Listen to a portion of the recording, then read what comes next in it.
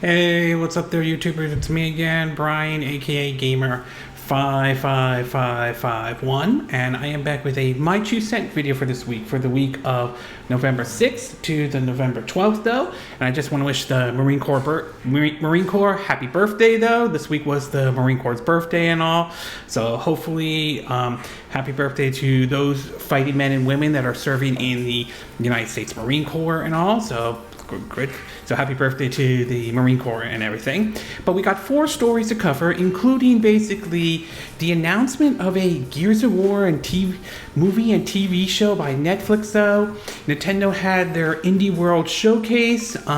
Some interesting something showed up during a video for Final Fantasy 16 that seemed to indicate it may not be a PlayStation exclusive as some people thought it was going to be to a certain extent, and Nintendo has released their financial reports and all. And if you're interested in where I got the source of these information, though, links will be in the description of this video, assuming you're watching this on YouTube.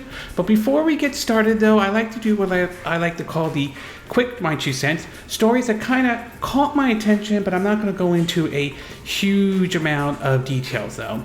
The first one is basically the fact that there is a rumor going around that basically Diablo 4 is planned for an April 2023 release, though. Again, nothing has been officially confirmed, so at this time it's too early to tell if that is going to happen or not, though. But I wouldn't be entirely surprised if that turns out to be true, though. But for now, it is a rumor, so a grain of salt should be taken on this story, though.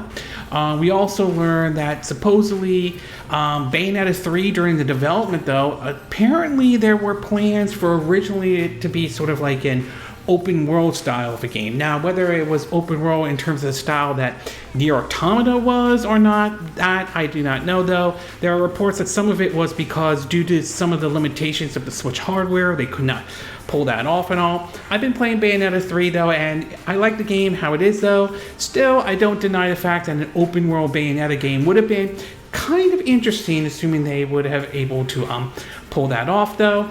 We also learned that the creator of the Nier Automata series, or the Nier series in general, is a little bit disappointed, though. This was during, I think, an interview, though, that they weren't able to have their character make an appearance in Super Smash Bros. Ultimate and all. And in a way, it would have been kind of nice to see basically either most likely to be make an appearance in Super Smash Bros. Ultimate. That would have been really interesting to see. But then again, there are some other characters I think thought could have been fit well, like Ryu from Ninja Gaiden, Travis Touchdown from No More Heroes, Leon Kennedy from Resident Evil 4, and also there are certainly some characters, I mean, even though I'm not a huge Super Smash Bros. Fan, that I think could have fit well into the Super Smash Bros. Game. But it is what it is. Who knows? Maybe if another Super Smash Bros. Game does happen, and I'm on the belief that more than likely we will have another Super Smash Bros. Games, but not for a while and all, maybe 2B or 9S will make an appearance in that game or anything like that. The other thing we learned is that a new Sword Art Online game is being in development, and it's slashed for the PS5 and PS4. No word if it will be coming to the Xbox or PC or even the Nintendo Switch. But given the fact that past entries have made it into those systems, wouldn't be surprised if this one does, though. I think the Sword Art Online games are good, though. I mean, they're not perfect, but they are. As far as anime titles go, I don't think they're that bad of a game or anything like that. I enjoyed several of them that have made their way over to the Nintendo Switch. Fatal Bullet was a fun game, and I think the other one, I think Howl of Realization, apologize if I'm getting the name wrong or anything like that, but in either case, a new Sword Art Online game is in development, though.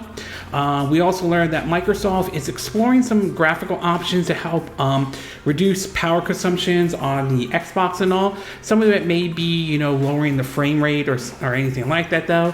I mean, if it's an optional choice, I mean, that's fine and all that stuff. I think there have been reports that some of the power consumption is if like you're using the system to like say watch Netflix or anything like that, though. So, but still, if it's an optional choice, then that's fine. I mean, as long as it remains optional, I don't see anything wrong with that or anything like that.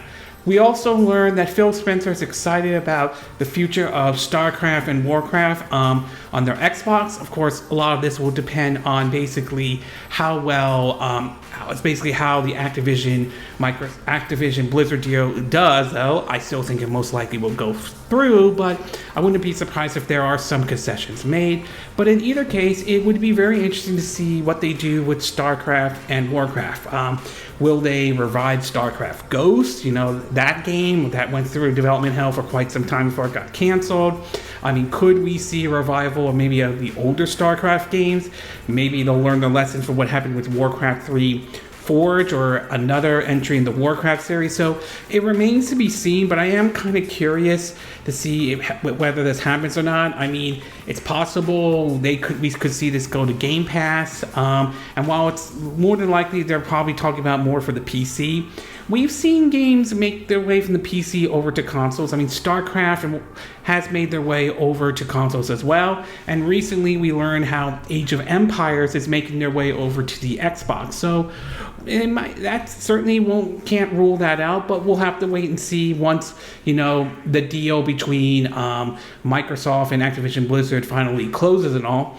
And of course, we also learned that basically Lionsgate wants to make a big AAA game based off their John Wick IP, though. This is coming off the heels of the recent trailer that was shown for John Wick Chapter 4, though. There has only been one John Wick game I'm fully aware of, and I think it was like a hectic or grind or strategy based type of a game, to be exact. I mean, could a action video game starring having John Wick work? I mean, it's possible. It has the potential of being something good, but we've also seen what happened where it can also be just nothing more than a cash grab. So it depends on how well Lionsgate handles this, though. This could work, or it could also fail too at the same time. And last but not least, in the movie and TV show part of the Quick My 2 Cent, though, we unfortunately have, sadly, that's my cat, Rocky, come on. Two actors sort of like passed away and all, or one's a voice actor and one isn't.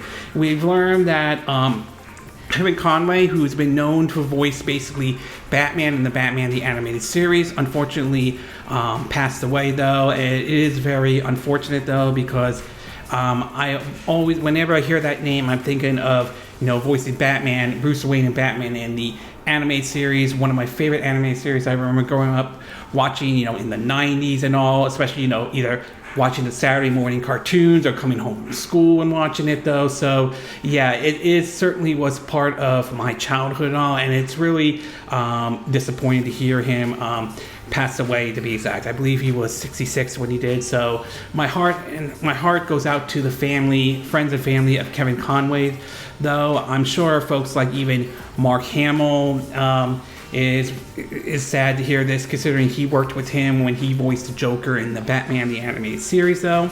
And last but not least, though, Gallagher, who is known as a stand-up comedian, though, basically is known for smashing, you know, watermelons and all that stuff, also passed away, to be exact, though. I remember seeing specials of him on TV every now and then, to be exact, though, you know, using like props for, you know, like for his comedy acts and everything like that, though. So yeah, it is very unfortunate to hear about this. Another iconic legend or iconic comedian legend passed away and all. So yeah, it's very sad to hear that voice actor Kevin Conway passed away, and comedian Gallagher also passed away and all.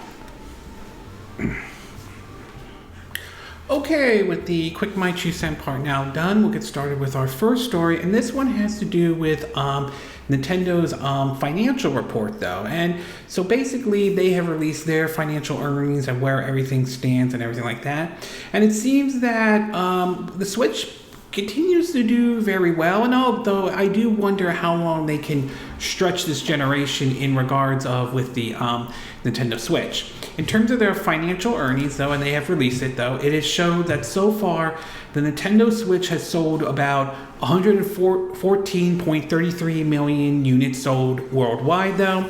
In terms of software, that has gone to 917.59 million units sold, though. In terms of the top selling, though, they have basically Mario Kart 8 Deluxe at 48.41 million sold. Animal Crossing New Horizon at 40.17 million units. Super Smash Bros. Ultimate at 29.53 million units though. The Legend of Zelda Breath of the Wild at 27.79 million units sold worldwide though. I'm curious for its sequel, Tears for Kingdom, if I'm saying the name correctly. I'm curious to see if it will make it up to that list and how well that game is going to sell though. Pokemon Sword and Shield at 25.37 million units sold.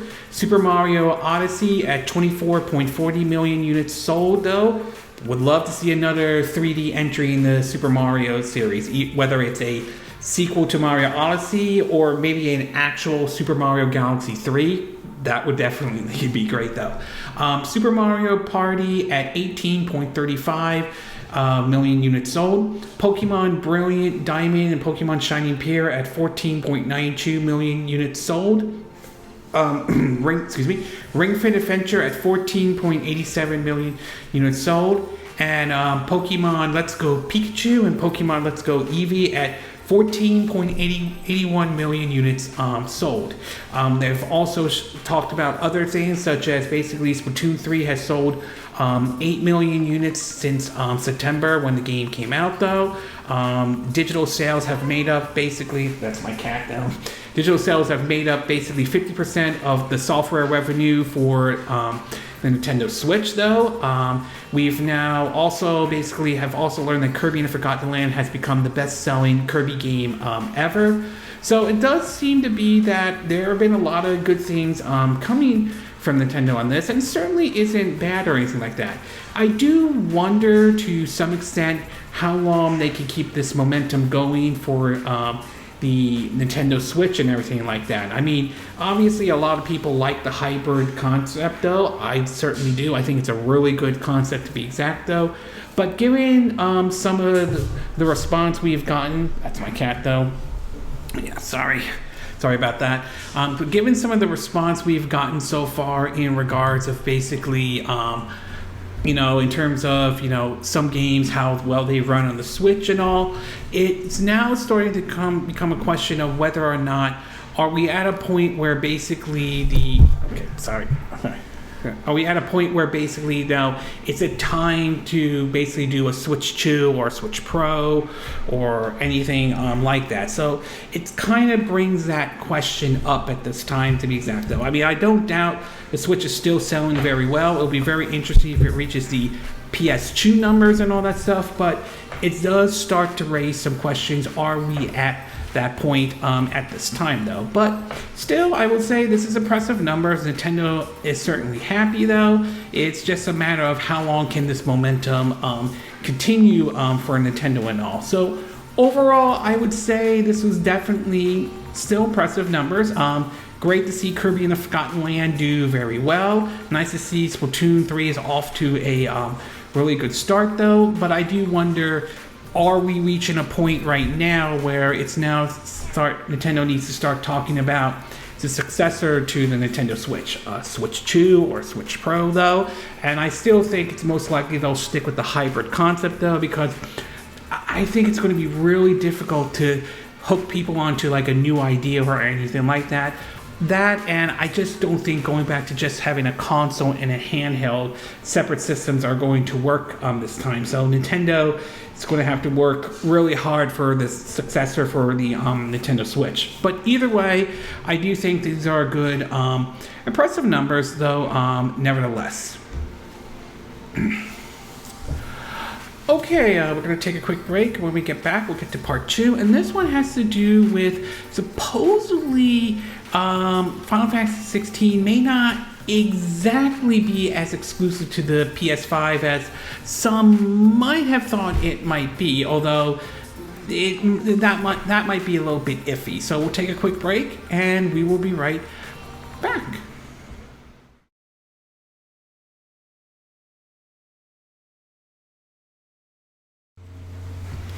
Okay, and we are back with part 2 of my 2 cent video for this week. And for this one, we're going to be taking a look at a interesting situation regarding Final Fantasy 16 though. Now, one of the things that we've noticed, though, that Sony has been doing aggressively is doing certain approaches towards exclusivity, though. As we've noticed them sign, with companies like Square Enix, mostly with Square Enix, in terms of nailing down certain exclusivity of games. This includes the Final Fantasy VII Remake, to upcoming Final Fantasy 16, though.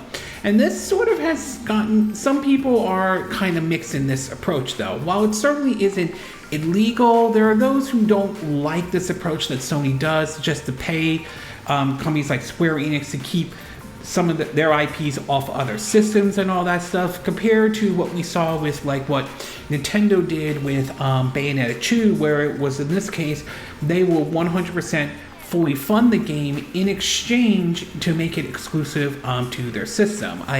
That practice I definitely support and everything like that. But now there seems to be something that was discovered during one of their commercials that shows that Final Fantasy 16 may not be as exclusive as some people may have made it out to be, though. In an article published on, if I can get it out, let's see, where is it? Okay, there we go. In an article published by GameSpot, though, it reads that, quote, "A blink and you miss commercial for PlayStation has revealed an interesting piece of information regarding the upcoming high-profile release. Final Fantasy 16 will be PlayStation exclusive for just 6 months.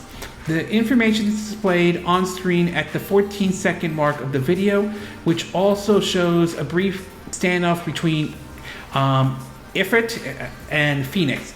The line reads, Final Fantasy 16's anticipation summer 2023 release. PS5 exclusive for 6 months. While it is previously known that Final Fantasy 16 would be a PlayStation console exclusive, the length of time in which that exclusivity will last was not confirmed. This time frame pales in comparison to another Square Enix release, Forspoken, which launches January 24th and will be PlayStation console exclusive for 2 years, specifically until January 23rd, 2025, though.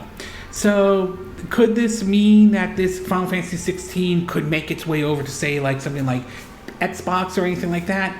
I mean, that's a possibility, though. There is that possibility that could technically happen, though. However, as I've said before, we've seen cases where basically Sony has paid Square Enix to make sure that games like Final Fantasy VII Remake don't make it onto other systems or anything like that. So there is a possibility that Sony could technically set up a condition where saying, hey, you can release it on PC, but you can't release it on Xbox or anything like that. Again, assuming this is true and all, and this is sort of a big if, to be exact, though, it wouldn't be surprising, but I don't exactly agree with this kind of approach or anything like that. I mean, it's one thing if Sony was willing to 100% fully fund Final Fantasy 16, then that situation might be a bit different and all, but to pay to keep it off another competitor's other competitor's console and everything like that, I just don't agree with, just don't support that approach or anything like that, to be exact, though. But, I mean, we'll see, though. I mean, they could be it's possible that they could be referring to basically just, PC. It will go on PC after 6 months, though. But at the same time, there's always that possibility that it could make its way over to the Xbox systems, particularly Xbox Series X and S or anything like that. Maybe it's possibility there's a condition where it cannot appear on Game Pass or anything like that, which I think it's a little ridiculous in my opinion, but that's sort of my take on the situation and all that. But in either case, we'll find out basically, when the game comes out, we'll find out if within 6 months that is true and we start seeing it appear on, like Xbox Series S and X, or just only appear on PC only. So we'll have to wait and see. Either way, I am looking forward to trying out the game, even though some people feel it seems to be going a bit more towards a Devil May Cry style kind of approach, though. But in either way, it is one of my one of my anticipated titles for 2023 though, although Zelda Tears of Kingdom is definitely at the top of my list though. So overall, I would say very interesting to see this pop up on the commercial for the PlayStation though. Does it mean that it's going to be, does this mean that after 6 months it's going to appear on the Xbox systems? It's a possibility, but there's no guarantee though, and given how Sony has handled the Final Fantasy VII remake, I would say more than likely the odds are probably very slim to see Final Fantasy 16 make its way on Xbox Series X and S, but who knows? We won't, Rocky, come on. We won't know and all. Okay, we're going to take a quick break. When we get back, we'll get to part 3, and this one has to do with basically Nintendo hosting their Indie World Showcase, which was about 25 minutes long. So we'll take a quick break, and we will be right back.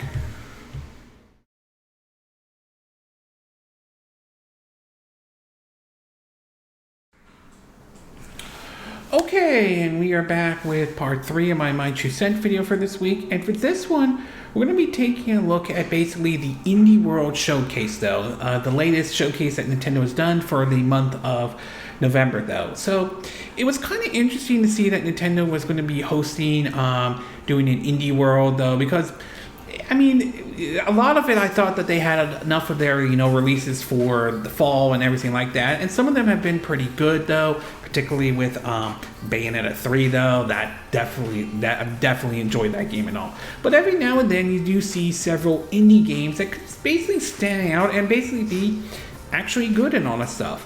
Well, I did get a chance to watch the indie showcase and all, and while I can understand it may not appeal to everyone like that, I mean, there are some games that did stick out to me the most that I thought would definitely have caught my attention though.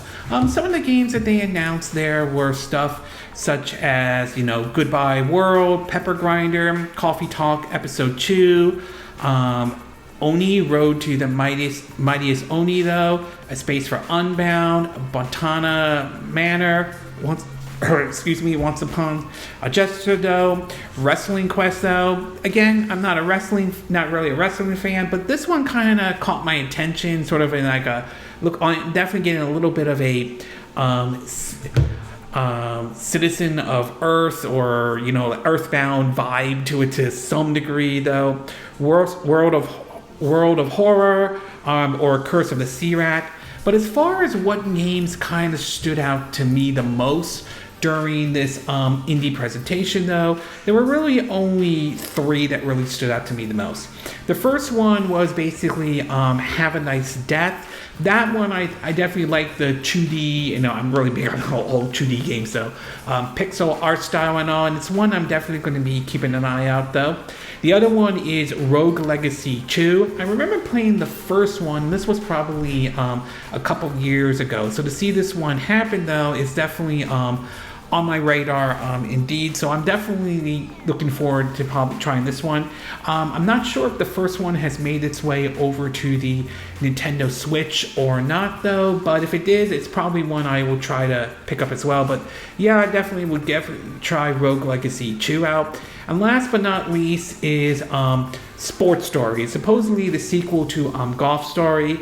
Again, never really got a chance to play it though. I have a backlog of stuff out there, yeah. So, but still, I've heard some pretty good things about this one. And what they showed, which was presented towards the end of basically their Indie World Showcase, though, looked really neat and everything like that. And it's definitely one that would definitely have stuck out for me, and it's one I'm definitely willing to try. But other than that, though, not all of them really stuck out with me the most. I mean, there are some that are impressive, though, and I'm sure there is an audience for those type of game. One is unique, very much of a unique art styles and all, and some of them have art styles that are very impressive that show that, video games can be an art form to a certain degree and all, but not every one of them is going to click, and a lot of this will come down to basically your preference and taste and all of that. I know there are some that were probably disappointed who are hoping to hear Hollow Knight Silk Song be announced, though, and that Excuse me, don't get me wrong, I think that would have been great if they had announced this during this Indie World Showcase though. But I will say I didn't come away completely disappointed, but I can understand why not everyone was happy with some of the announcements though. I mean, but again, it's all down to your preference and taste. So overall, I would say this was an okay Indie World Showcase. There were some interesting games that they showed off, like the three that I mentioned though, and some of the visuals in some of these games looked very impressive and all that stuff. So I will give credit to the developers though. But again, a lot of this is based off of your preference and taste. And out of those three, none of the games they showed kind of, at least not clicked with me to be exact. It might click for folks out there, it might click for you and all, but maybe not as much for me as, you know, Have a Nice Death, Rogue Legacy 2, or Sports Story did. Or Sports Story, yeah. Okay, we're going to take a quick break, and when we get back, we'll get to our fourth and final part of our My 2 Cent video, and this one will be about Gears of War, where both Netflix has announced a TV show and I think an animated TV show, but also a movie as well.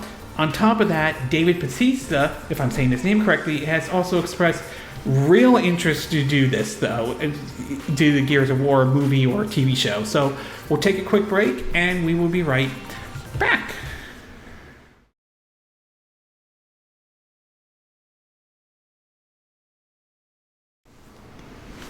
Okay, and we are back with our fourth and final part of our My 2 Cent video. Excuse me. And for this one, we're going to be talking about Gears of War, particularly a TV show and a movie to be exact though. Now, in terms of movies, TV shows based off of video games and all, I will say that we've been seeing lately a lot more of it than there have been in the past, and some of it has been turning out pretty well. Not as bad as it was like during the 80s and the 90s or the early 2000s to be exact. While there have been certain mixed response to some shows like the first season of Halo, to Dragon Dogma and all, we've also seen some successes with stuff like, say, like Cyberpunk Edge Runner, which is really good. I definitely recommend that one. Castlevania, definitely recommend that one. And of course, The Witcher, to even basically, we've seen the live action Sonic the Hedgehog movies, which expanded both the first one back in 2020 and a sequel in 2022. Both did very well at the box office and turned out to be good. Not great, but good nevertheless. And of course, we're looking forward to the upcoming Super Mario Brothers movie, though. And of course, we have, The Last of Us is in the works at HBO and all, to Fallout being at the work at Amazon Prime and all. So now we're learning that basically Gears of War is throwing their fray in for a TV show and movie. And it seems as though Netflix is definitely jumping in and securing the rights to at least do a show and somewhat of an anime show and a movie to be exact. In an article from the Hollywood Reporter, though, it reads that, quote, Gears of War, one of the biggest video game franchises on the Xbox platform, is headed to Netflix. The announcement comes after long months of negotiation in a competitive environment, with the streaming nabbing the media rights and partnership with the Coalition, the Canadian game developer behind the franchise.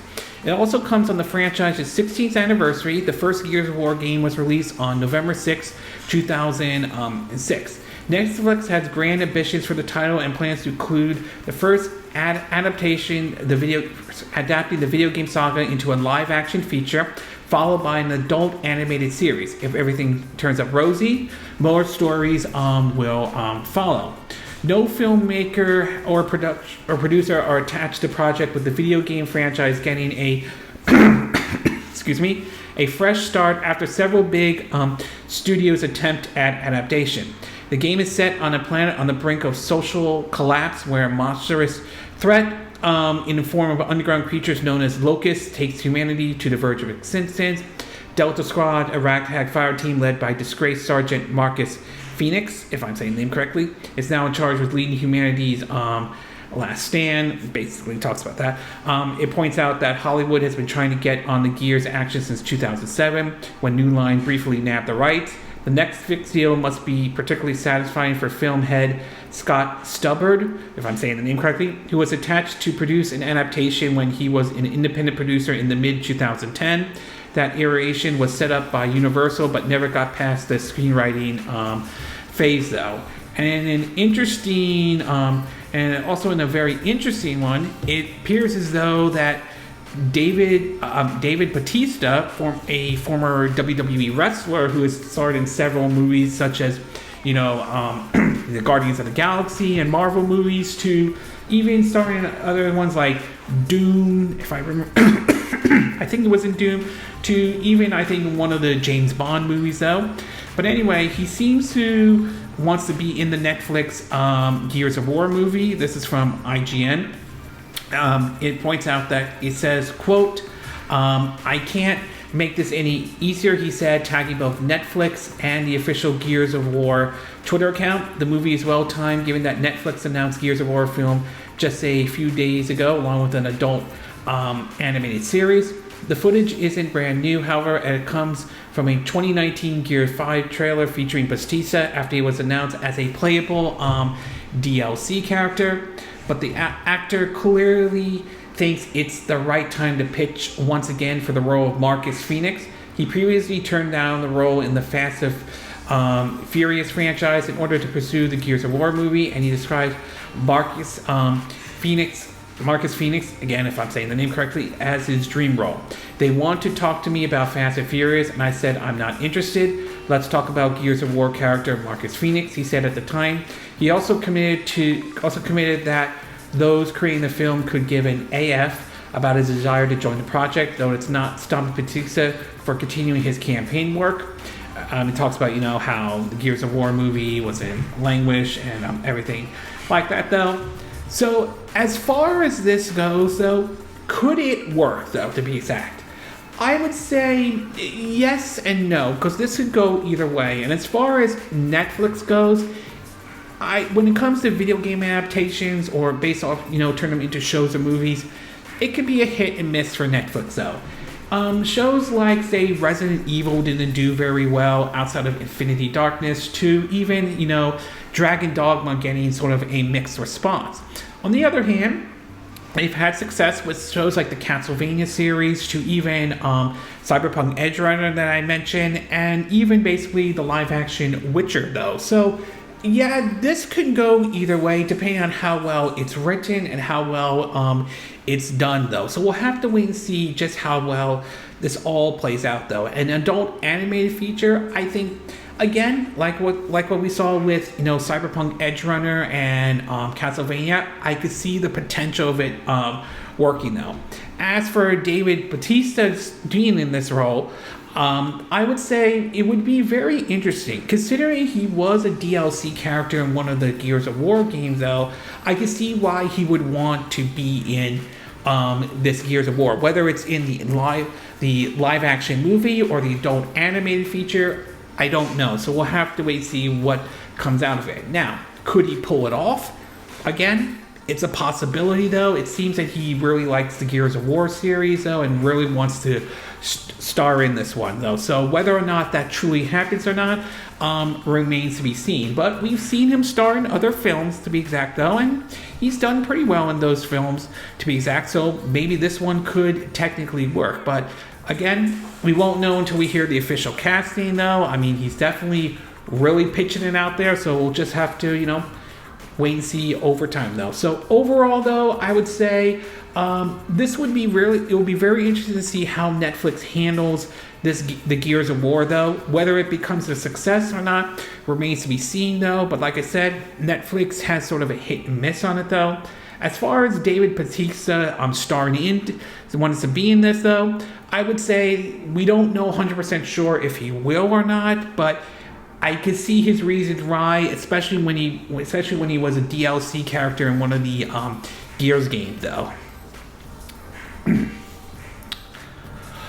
Okay, this concludes this My 2 Cent video for this week. And again, these are my opinion. What are yours?